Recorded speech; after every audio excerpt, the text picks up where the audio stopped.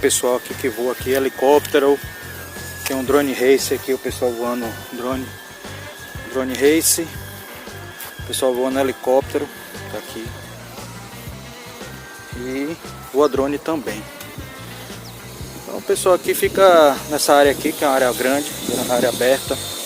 Dá para fazer sobrevoo, voo. O pessoal aqui tá mexendo nos helicópteros. Mexendo nos helicópteros. Então que já tá voando ali.